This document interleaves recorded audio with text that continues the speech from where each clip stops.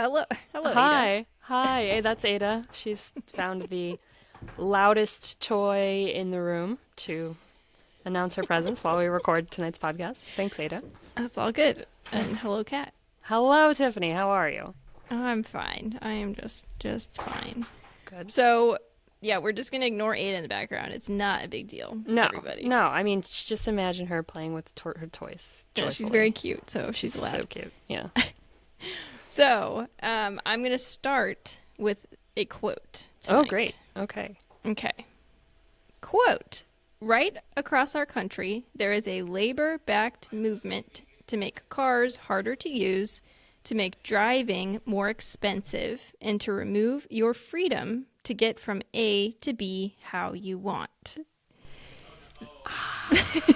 That's okay. Mm-hmm. Yep. That was said by a political leader in the UK in 2023. Guess what they were talking about? I know what we're talking about tonight, so I'm going to guess it was about city construction. Well, 15-minute cities to be exact. Yeah. Yes. So guess what's not accurate about that? Any of it? All of it. Yeah. Welcome to Greening Up My Act.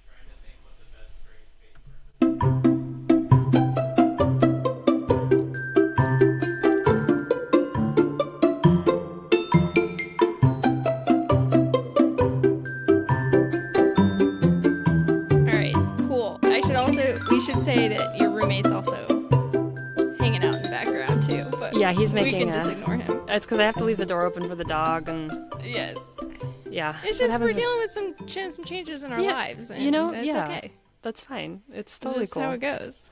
Yeah, I'm fine with it. Yeah, we're all fine with it. So yeah, this is gonna be a slightly wild episode.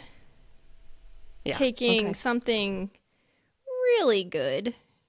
And really good, you'll see, and turning it into something evil somehow. Sounds like consumerism in a nutshell, doesn't it? Well, it's a conspiracy theory, but yeah, we haven't touched on any conspiracy theories. Not really. Ooh, that could boost our YouTube ratings.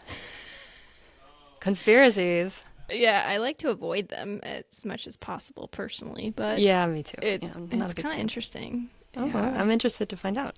Yeah. So, yeah. First off, can you tell us who are we? Absolutely. Yes. Well, we are Greening Up My Act, a casual podcast hosted by two. We were just talking about that we're like, sometimes our research is just kind of very basic, but that's allowed. I think we do a pretty damn good job. Casual in the sense of we have people chatting in the background. Yeah, and our dog is probably chewing our computer cord right now as we speak. So we may have to re-record. Anyway. Yeah, that's okay. But yeah, we are two marketing writers with extensive writing and marketing backgrounds who also want to live more sustainable lifestyles, and we believe that we should do everything we can as individuals to try and mitigate climate change. And we have tried to decide what's worth doing and what isn't. And so that's what this podcast was born out of, is trying products and services and talking about lifestyle choices that we can all make to live greener lives as much as possible. So yeah, and yeah. Looking for the greenwashing, using our marketing expertise to suss out what's true and what's just a bunch of fluff, because we work in fluff and we try to eliminate fluff in our marketing lives and in our green living lives as well. So we call it Green Hooey, and we're here to illuminate that for our friends and family and other listeners. I was going to say readers, and it turned into leaders. You're all leaders. You're all leaders. Can all be local leaders. Local leaders, yeah. And global, if you feel like it, if you're ambitious. Let's do it. But yeah, that's us in a nutshell. Yes, exactly. Cool. So I want to I'm going to try to just gloss over my sources because maybe people don't care. I mean, sure. That sounds... I'm going to just try it. See how it goes. Okay. Because if you really care, you can look in our show notes. Yeah. Because we link them. So... basically, Guess what? I only had 4, which is like literally, I think, the Okay, I have first. like 10 for our next episode, so that's kind of great to Whoa, hear. that's awesome. Yeah. Yeah, so I used Deloitte, I used Fast Company, the Bureau of Investigative Journalism, and Wired. Talking Awesome. about 15-minute cities. Awesome. So that's what we're talking about. 15-minute cities. So, okay. A 15-minute city is kind of like, what do you think of when you hear that term? You might Um, already know what it is, so I, that's not a fair question, but that's I fine. don't, I think I have a general idea of a concept. It's that you can get to anything that you need to do within 15 minutes, Yes. basically. So like, Yep. and generally not using a car would also be Yes. the ideal. So Yes. your work, your place of work, your local grocery store, your child care center, your park, your schools, everything would be within 15 minutes. Yep. Your markets, yep. I mean, your bakery, your butcher, the Yeah, classics, exactly. all the classics. Ideally. The greengrocer, the Uh-huh. pharmacy. Yeah. What is a greengrocer? Is that like a It's where they used produce to stand? sell, yeah, produce. Yeah. Oh, So okay. because you used to get all of your goods from different sources, right? You had the butcher for the meat, Mm-hmm. you had the baker for the bread, and you had the greengrocer for the vegetables. Interesting. Did they Yeah. also have like canned stuff? I guess they would. I mean, I think, Maybe? yeah, supermarkets kind of came about when canned food started being a bigger deal. So we Oh, don't really okay. have just greengrocers anymore. We have, That makes sense. the combo gas station, grocery store, butcher, deli, they're all in one Yeah. place now. So, Yeah, yeah, even like our little farm market near us has all of the above. So, you kind of have to stay competitive yeah. these days. Yeah, that's interesting. Supermarket. Supermarket. So, okay. Yeah, so the idea of 15-minute cities is it's an iteration of an idea developed by an American planner actually, which shocked me, to be honest. Ah, Um, we have so much history. yeah, I So much know. shocking history in the US. Yeah, his name was Clarence Perry, and he had this idea in the 1920s. So back in the day, he was like, "Hey, we should probably think about making stuff more localized." It really took off from when this French urban designer named Carlos Moreno wrote a book about it. Well, he wrote a couple books about it. He's been talking about it for years, but um, he sort of popularized the idea. And there are also 20 and 30-minute cities. So it doesn't have to be 15-minute. Some people are like, Okay. maybe 20 or 30 minutes more realistic for I us. I mean, don't like, know. yeah, people generally walk like a 20-minute mile, probably. So, Yeah, and 30 minutes really ain't that bad. I've heard no.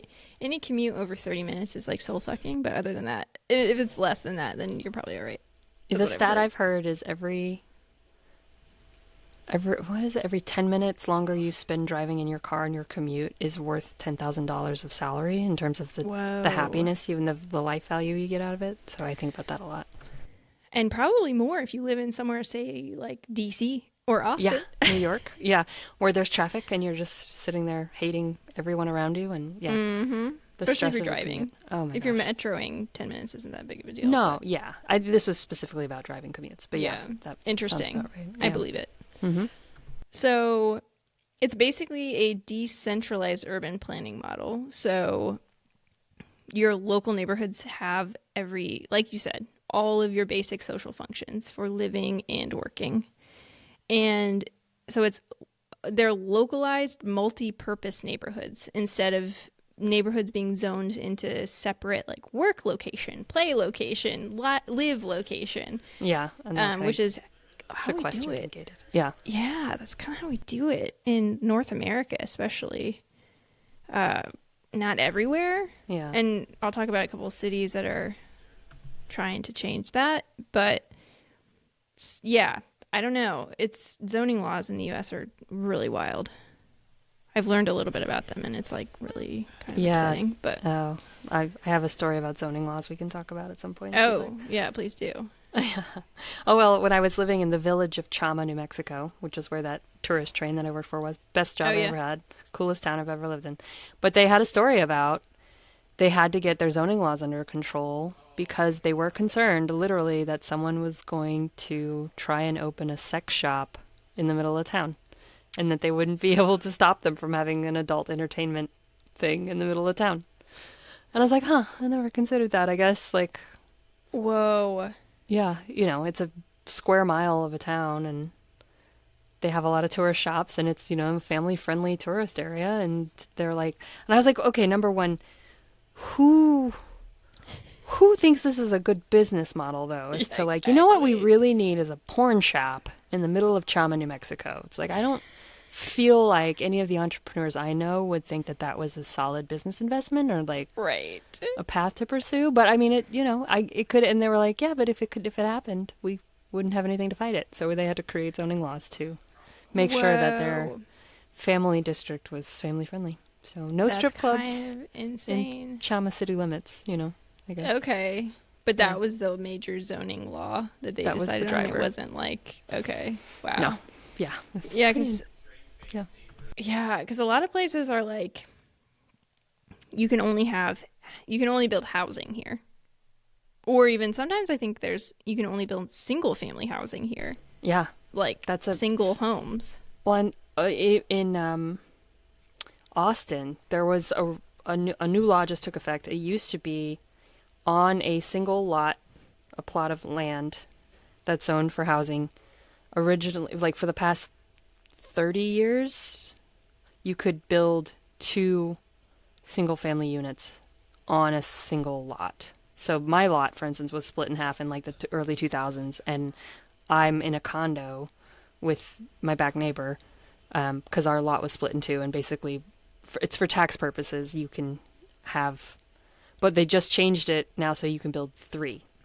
Oh. And like a month ago, the deserted house down the street was torn down, and now they're building 3 houses on this, city plot. I don't know. It's going to be like a Lego setup. I don't know how they're going to do it, but it's now so interesting. New No zoning, yard, that's for sure. Yeah, definitely. I mean, and that's the thing. New Yorkers move here, and they're like, "Oh, there's so much space," and like, I'm like, you're literally looking into your neighbor's kitchen while you sit in your backyard. They're like, yeah, but I have a window.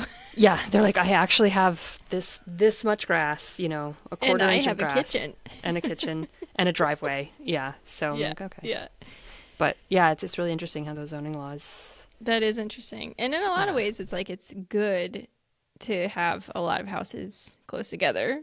And then in other ways, there's like something I think very American about our mentality. Joe and I talk about this all the time, where it's like we kind of push back against, especially the way they do it, more modern townhomes, where I was saying earlier today, it was like the backs of the 2 rows of townhomes face each other, and they have one strip of parking lot. So there's like no greenery, no green space, maybe in your front yard, but it's just like, who wants that? Unless you're in a city, but people do that in the middle of a field.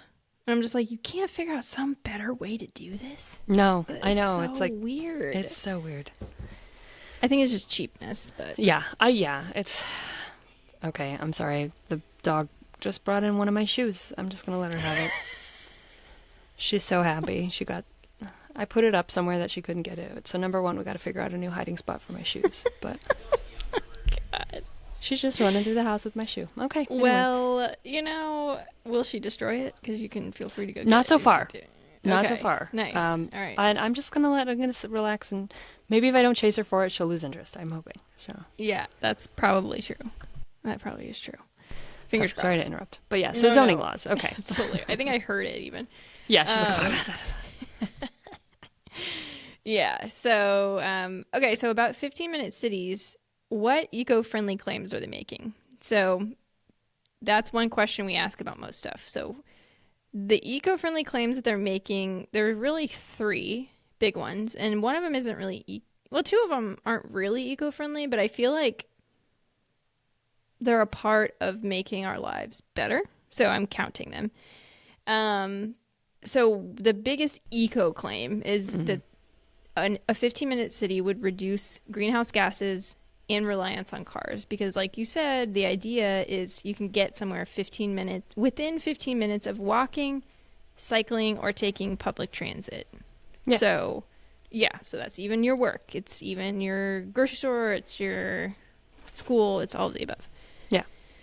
So that is the biggest eco claim.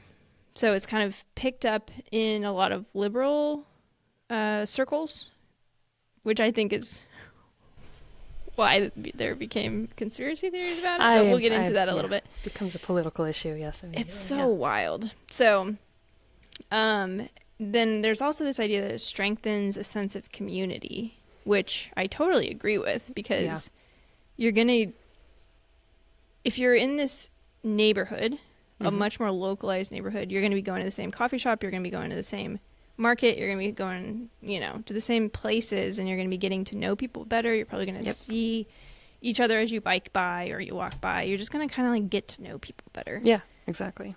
So I 100% think that's true. And it also is, one of the goals is to improve livability. Yeah.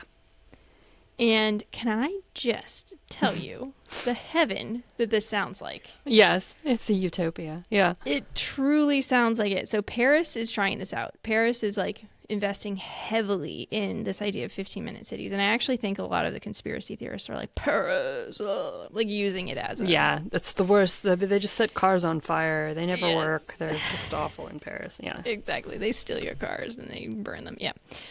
So they have...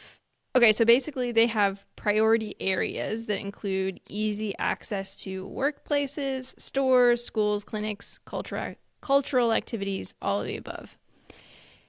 So some of their funding or their focus is on schools, and they did some really interesting things with schools.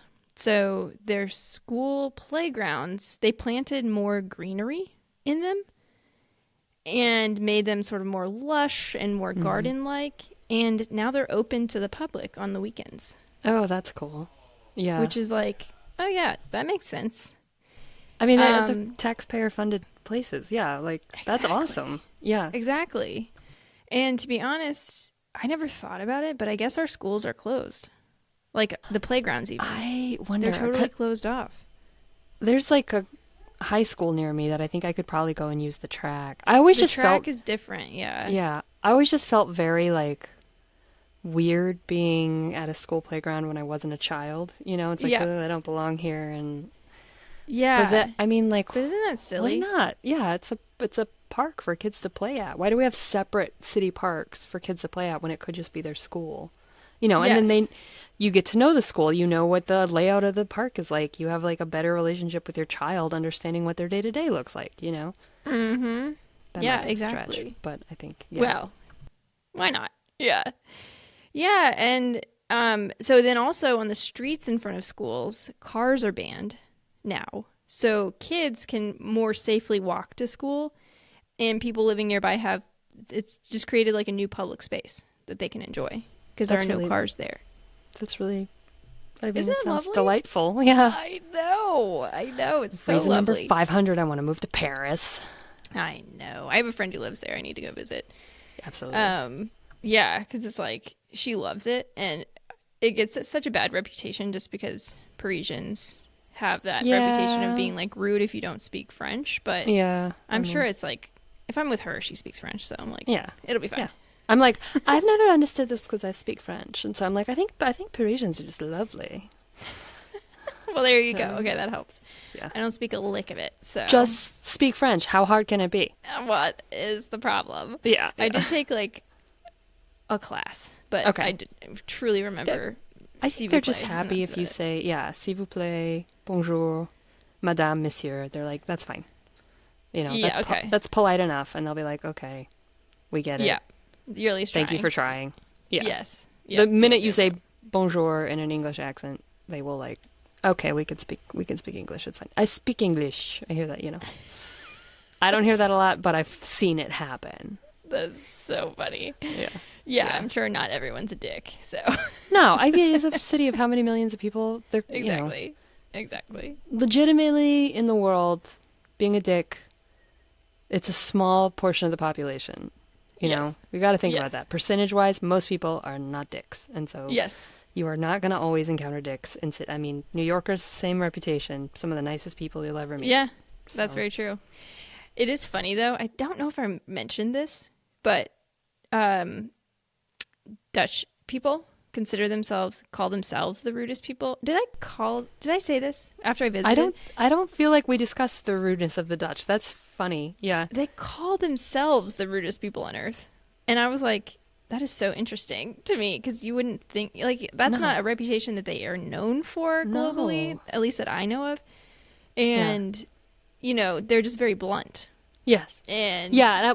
Yeah. you can definitely, as an American especially, take it as rude, but Yeah. it's not necessarily that they're being rude. It's just they're being No. like extraordinarily honest Yeah. Yeah. They're like, and no, kind your of hair like in your looks face terrible. about it. Yeah. Yes. Yeah. Yep. They're not afraid It's to say funny. what they're thinking. Yeah. Yeah. Well, and So it's there's so like a like culture, some sort of culture Yeah. to it, but it's not. it's Yeah. like self-deprecation too, though. That's what the Dutch are very much like. Oh, my English is terrible. I'm like, you speak perfect English, and I can say 2 words in Dutch. So Exactly. yeah, I thank you, for Yes. apologizing for your speaking English. But Yes. your Yeah. perfect English. But yeah, Right, yeah, I I know. get that. Yeah. So, anywho's, so Paris sounds lovely, and I really want to go. Another thing that they did was they turned parking garages that they weren't really using, and also former industrial sites into housing. Why So not? I don't know how they did it, but I mean, they yeah, did it. because you'd have to add a lot of plumbing and. Oh yeah, they have invested a lot of money. I'll get into that. I think it's like $350 million or something. It ain't Wow. cheap. Yeah. No, I mean, of course not. But at the same time, it's like the investment will last forever. I mean, not forever, but for a long time. Until society falls, which is, any day now. But yeah. We don't talk about that here. Right. No, we're about saving society. That's our we're a hopeful podcast. We are. We're so This is fine. hopeful. So hopeful. Yes. Especially in this episode, because it's just such a nice topic. I know this is literally like a stroll through a green park. Isn't And it? I can see it. I feel the breeze and the children laughing, and I've got my cafe latte, and I'm sitting on a park bench to enjoy Yes. my lunch between, running to the different markets and Yes, exactly. And I've lived like places that are similar to that, just not quite to that extent. But it's lovely. It's so nice. Another thing they did is they took a maternity hospital that they weren't using anymore, and they turned it into a school with a library and a playground that the public can access outside of school hours. And they have open air film screenings. They do shows. They do book my gosh. fairs. I mean, the dream. This what more should do just be our standard of living as human beings. Why? shouldn't it? Like, aren't we smart? Yeah. Don't we Like, deserve? what happened? Yeah. Money. Yeah. Why I is guess. everything? Yeah. Why is everything an industrial hellscape? Like. Yes. Like, aren't we smarter than baboons? And yet they No. live. If they're No. left alone, they live in much nicer places than we do. Like, what the hell? What the hell? Yeah. Yeah.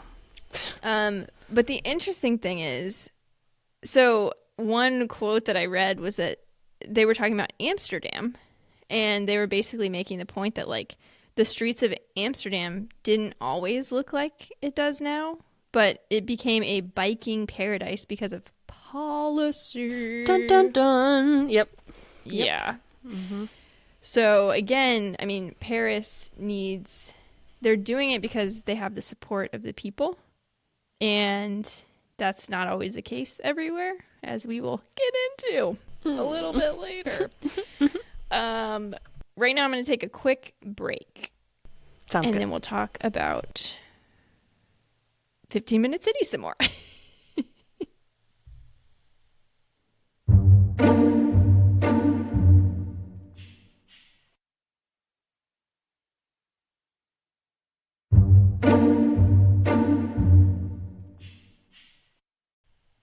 All right, welcome back.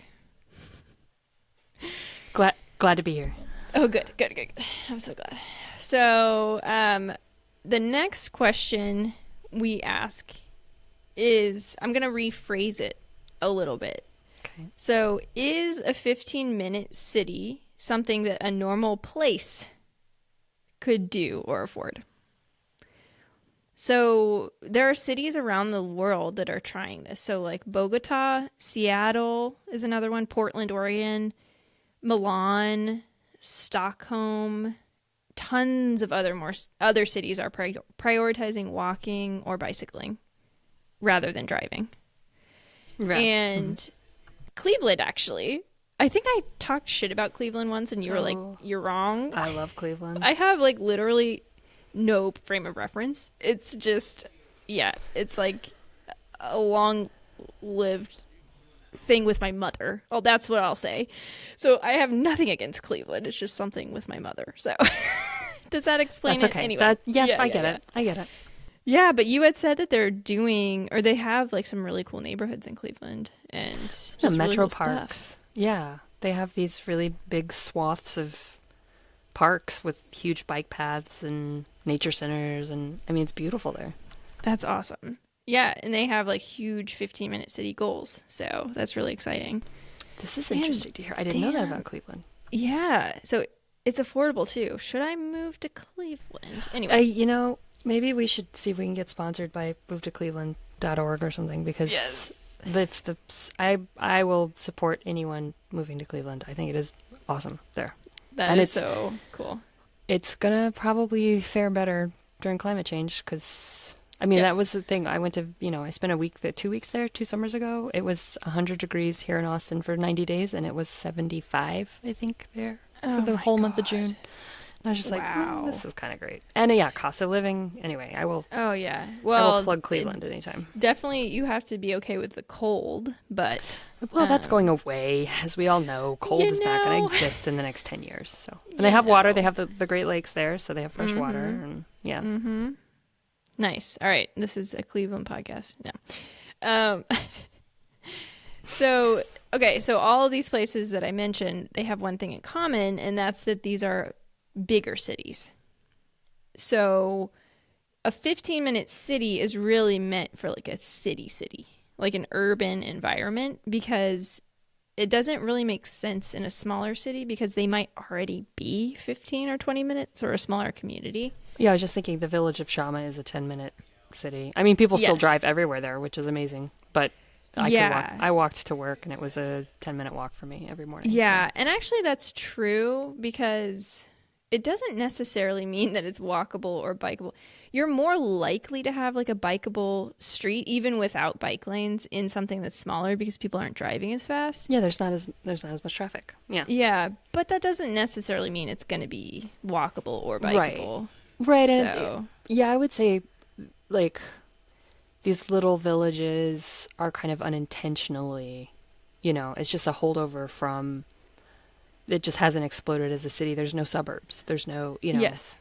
I mean there are places in Chama that are outside the village, that people live like in developments and they have to drive into town to get their groceries and stuff, but Right. in general the whole village is a 15-minute village by accident, which Yes. which means that if it grows ever probably it won't, and they'll lose that. Yes. Yeah, exactly. Yeah. Yeah, so it's kind of interesting because I think you can definitely take a lot of the ideas in this 15-minute city concept and apply them to smaller cities and make them Well, more livable. Like, there's I- no reason you Yeah. can't.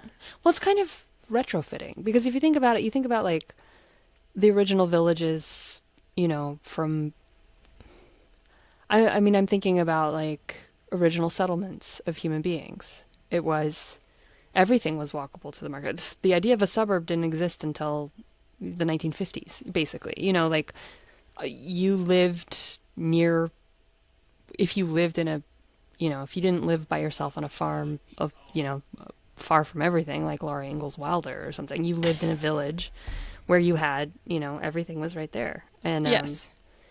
so this And is it just kind just of, makes so much more damn sense. yeah, it's like it's kind of the natural state of human living, I would say. Yeah. And we've kind of engineered ourselves out of it. So this is more Yeah. like going back to our roots than it is some Totally. radical newness, right? Totally. And I was thinking about this the other day. I was like, okay, Charlie's obsessed with ferrets right now. This is random. But I was actually thinking about it. I was like, okay, if you get a ferret they're social creatures. You have to get two. Otherwise, you are their play Yeah. thing. You are their You are bonded their pair. friend. Yeah. Yeah, It's the exactly. same with bunny rabbits. Yep. Right. So many animals. And yet, humans, we think we can just live in the middle of the country, like without community, without friends. I'm like, why do we give ferrets more than we give ourselves? Yeah. Like, this just doesn't make any damn sense. Yeah.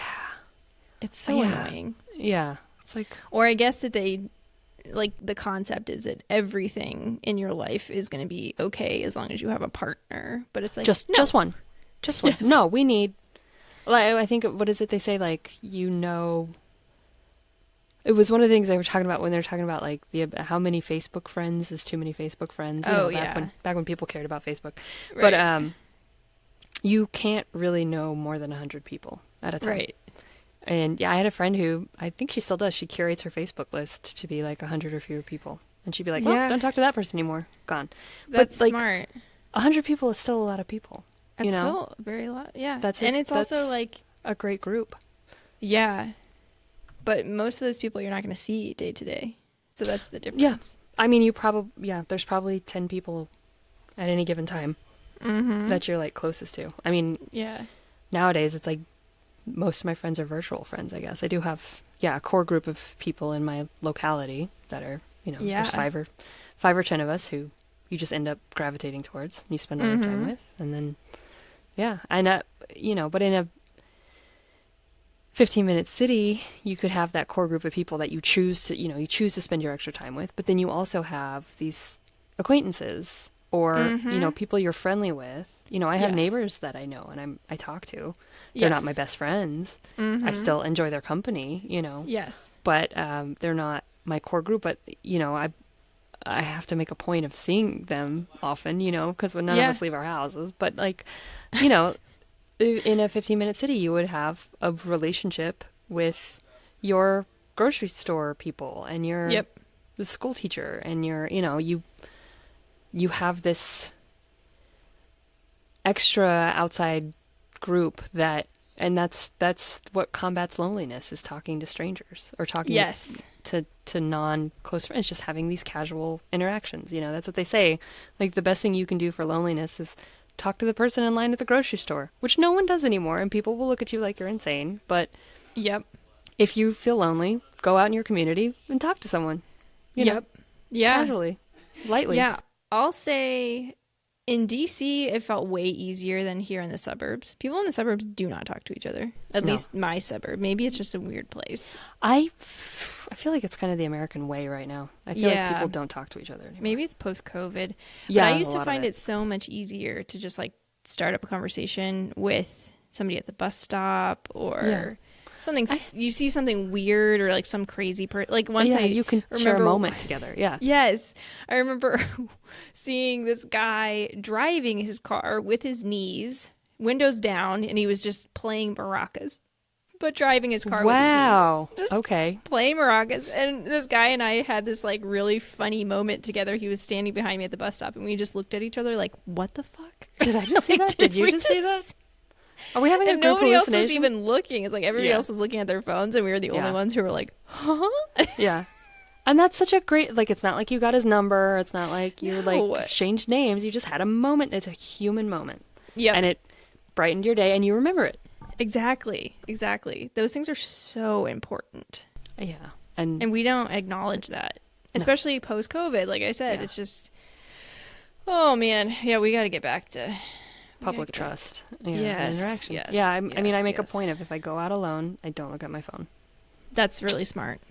It's hard because I'll be the only, and I'll be like, did anybody else just see that cat juggling a monkey walking across the street? And like, no one saw it. Because again, everybody's on their phones. And I'm like, come on, we could have had a moment, you guys. You're like, damn it. I'm not crazy. And I didn't even have my phone out, so I couldn't video it. Exactly. If it's not on Instagram, it didn't happen, I guess. Or TikTok, exactly. Right? Yeah. Yep. Yeah. So, I mean, so 15-minute cities are a really cool idea to combat, sort of like force people to talk to each other again, but return to nature. Yes, our human nature. As mentioned, one of the big fights in this, like when talking about can a normal place afford this? One of the big fights is zoning, like we said, because a lot of places, at least especially in North America, I know Canada is the same way, many areas are zoned for only commercial buildings. So you'll go there for work, and then this next area is zoned only for residential buildings. So you'll go there to sleep. And then this other place, you can build restaurants. So you'll go there to eat or watch a show or whatever. Yeah. So it's, did I say commercial? What would the office building? Office building is like industrial. Yeah, you said industrial, I think. I might have said commercial. I mean, it's kind of commercial. Anyway. Yeah, there's like industrial or like, industrial parks, right? That's office buildings. Yeah, so you have like a downtown city center where everybody works. And then you have a commercial and entertainment district, and then you have residential. Yeah, and they're all separate, and never the twain shall meet. Yep. Yes. And you're like so lucky. We lived in a suburb that we actually liked. It was very suburby, but we actually really liked it because it was relatively walkable and really close to the metro. But we were so lucky that we could just walk to a coffee shop, and it was a pretty decent coffee shop. And that felt like, whoa, there's a place. There's one place we can walk to, or there's a 7-Eleven, you know? Yeah. I mean, that was when I moved to New Jersey, I told my then boyfriend, I was like, I can't live in the suburbs. I need a place where I can. So we found Montclair, New Jersey, which was great. It has, there's a concert venue there. There was a movie theater. We lived above an Italian restaurant. There was our brunch place we went. There's 2 grocery stores. The Whole Foods was up the street. We had a wine shop. We had a cheese shop. It was a really, and I was like, why isn't all of New Jersey like this? Like, yeah. That's really nice. Jersey is supposed to have some of the happiest people, actually. Like the happiest population or something. Yeah, probably because most people have a lot of money, but money does buy happiness. But right, they live. A lot of those neighborhoods are great. I mean, they are walkable, and it's got such a bad reputation, but it's actually like it's because New Yorkers lot of it jealous. Probably, So yeah, I mean, it's the same. Like Joe and I are actually considering moving because we're like so sick of. We lived in DC before this, so we could walk to our favorite Italian restaurant, coffee all the time. Whatever the hell we wanted. We could walk to get groceries, like anything. Walk our dog. Like we can't even walk our dog right now without driving her and getting my car full of white fur. So it's the worst. So yeah, we're talking about moving. We've been talking about moving for like 5 years. So we'll see if it happens. But it would be great. It would be nice. If you have any, I'll put that on my list. If you have any recommendations for nice small cities, Cleveland. Well. Maybe that's our next vacation. Yeah, I'll see. You can hang out with my sister, and I would love that. That would be awesome.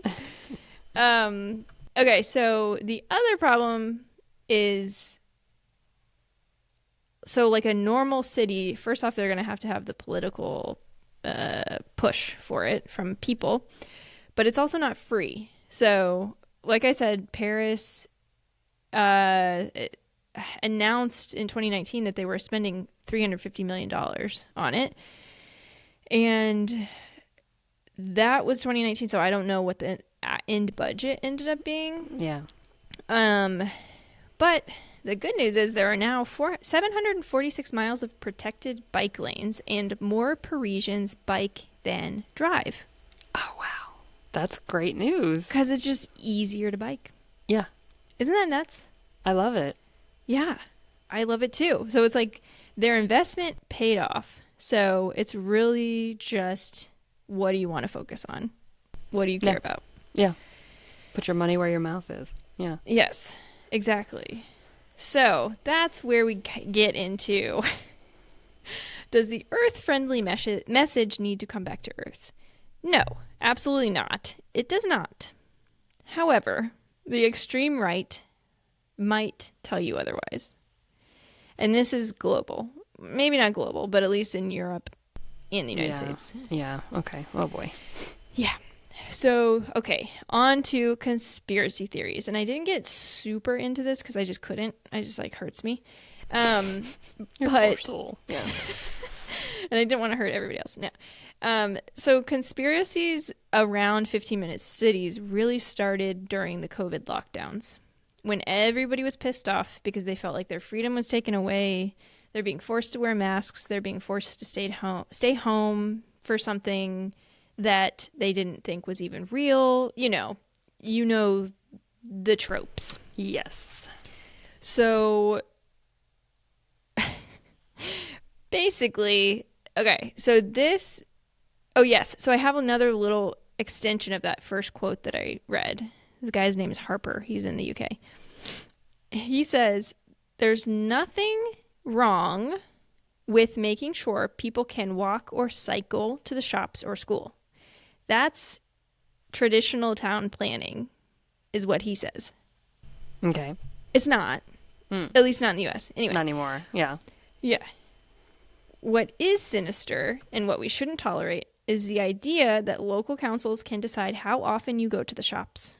And they can ration who uses the roads and when, and they police it all with CCTV. Okay, which is not a tenet of 15-minute cities, but okay. Did somebody Yeah. lead him to believe that?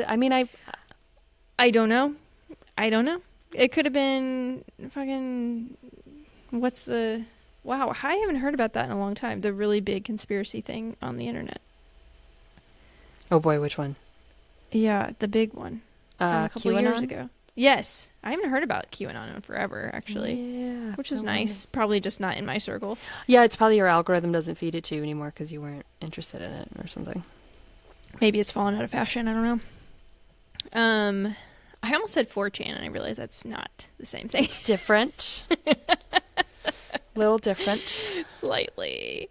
So the UK government, okay, so this is interesting. In all of the same time period, the UK government proposed plans to put driving directly at the heart of policy on urban planning. Oh God. To be fair, that was Rishi Sunak. Do you know this guy?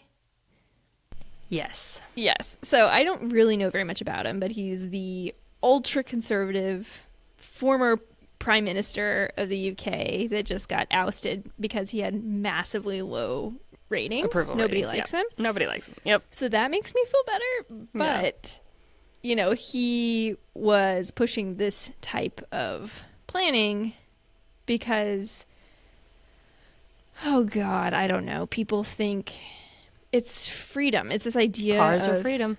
Welcome to Texas. Yep. Get your big truck. I know. You should be able to drive it anywhere all the time with your gun I rack have on the back. so many family members who think this exact thing. And on one hand, I get it, but on the other hand, I don't get it because it's like nobody's telling you when you can and can't drive. Right. Right. I mean, you could drive in a 15-minute city. Why would you? The thing is to make it more convenient to walk so you don't have to use your car and be miserable in a machine that makes you hate other people because they're also behind machines. Like, yes. It's more choice, in fact. Yes. You could drive to another city if you want. Nobody's stopping you. I mean, it's a thing like toll roads, all these things that we use to address congestion. It's like instead of addressing the root cause, which is the fact that people have to drive to get anywhere, we just punish people for needing to do it. It's the same problem over and over. We create a problem and then we address it by making it so only rich people can literally do it. Yeah. And like that takes away your freedom. If you have to pay, it's not so free. Expensive to get to New York from DC. Yes. It's like $60 or something for tolls. Yeah. I'm like, are you crazy? That's like a motel night. Yeah. Exactly. Yeah. And and it's and the toll to get into New York is like $13 no matter where you go, and then you have to find parking. I mean, they're trying to make it expensive. Doing that for work. Yeah. My God. So like we've created this problem where it's like, things are miserable because cars are miserable, and then we're like, well, let's just make it so you have to use it, but you have to pay extra to use it. So only rich people can really do it. But it's freedom. It's freedom.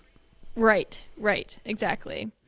Another really crazy part of the conspiracy theory was, this really came out of left field, So you remember the wildfires in Hawaii? Yes. Yes. So many conspiracy theorists claimed, I don't know how many, but whatever, claimed that a direct energy weapon was used to purposely start that fire to destroy the city of Lahaina to make way for the creation of a new 15-minute city. Amazing. Boy, these progressives are so good at weaponizing natural forces to... That's fascinating. Direct energy weapon. I don't even know Yes. what the fuck that means, but It's like a laser beam, I guess. I guess. Yeah. And Space lasers. and I'm like, the thing that this is all I'm going to say about conspiracy theories. It's like you really have to believe that the government has its shit together. You really need to think that like our government really And they has really a care. plan. Yeah. They have the And they're all on board. funding. Yep. They're all on board. They're like really good at planning. And highly guess recommend. what? We're Yeah. not. Anybody should just work in any government for a year. Exactly. Any government agency, municipal, county, state, and see how much you can get done just in your daily tasks. And then ask, how in the world could they do these big things that people like organizing FEMA camps so the population is controlled in a single area? I double dog dare you to find any organization in the United States that is capable of pulling this kind of massive thing. I mean, and they have. I will agree. They have in certain instances. There are terrifying instances where the U.S. government has done some pretty crazy shit, like internment camps for Japanese Americans during World War II, and, you know, tests on the Tuskegee Airmen, and, you know, all of these things. Yes, and here's where I stand. I think the one thing where the U.S. government has gotten its shit together enough to cause real harm is if it was backed by a racist policy of some kind. Right. Yes. Yes. And it ends up, actually.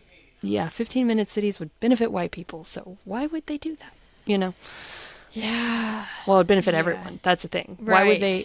That's where it is. It wouldn't just benefit white people. It would benefit everyone. Right. So why would we do something that would benefit everyone?